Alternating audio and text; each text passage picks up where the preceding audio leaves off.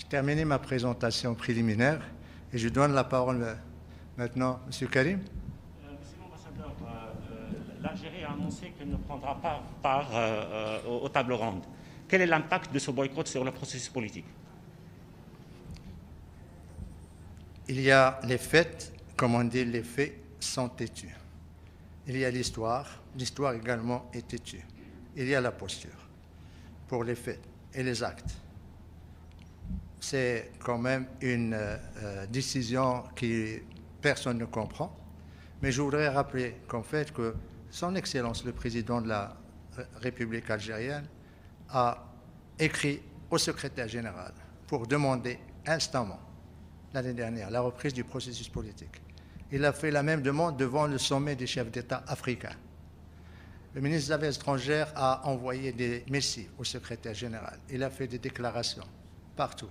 Même dans les tweets du ministre des Affaires étrangères, il y a un appel à la reprise du processus politique. Ici également, le représentant permanent de l'Algérie ne cesse de faire des démarches, des pressions sur les membres du Conseil de sécurité, sur le secrétariat pour la nomination d'un envoyé personnel pour la reprise du processus politique. Ça, c'est les faits. Ce que l'Algérie a fait, il a pratiquement mobilisé tout le monde pour exiger, et parfois avec des termes très critiques à l'égard du secrétariat et du secrétaire général pour demander la reprise du processus politique. Et maintenant qu'il y a nomination, que tout le monde attend la reprise du processus politique, l'Algérie se désiste, ou plutôt se dérobe.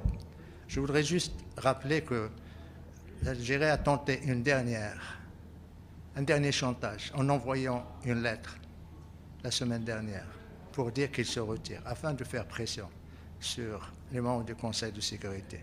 Et la réponse était quoi, les membres du Conseil de sécurité? Ici, il y a quelques minutes, le Conseil de sécurité a confirmé le processus politique, les tables rondes, la participation de l'Algérie, cité 5 fois. La solution politique, réaliste, pragmatique, mutuellement acceptable et basée sur le compromis. Ça, c'est les actes et les faits. L'histoire.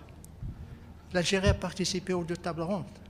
Il y avait initialement M. Msahel dans la table ronde de décembre 2018 et M. Lamamra, qui est actuellement ministre des Affaires étrangères, il était ministre en mars 2019. Ils ont participé.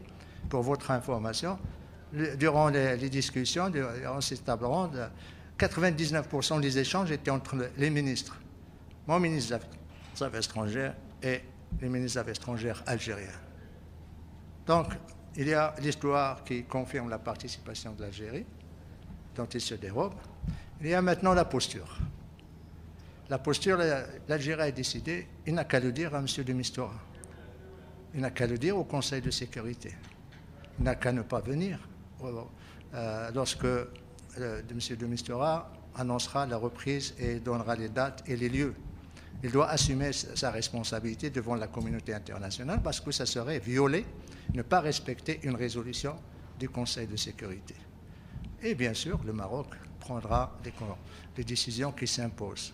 Si, je voudrais dire de cet endroit, si l'Algérie ne se présente pas ou ne veut pas participer au processus politique, il n'y aura tout simplement pas de processus politique.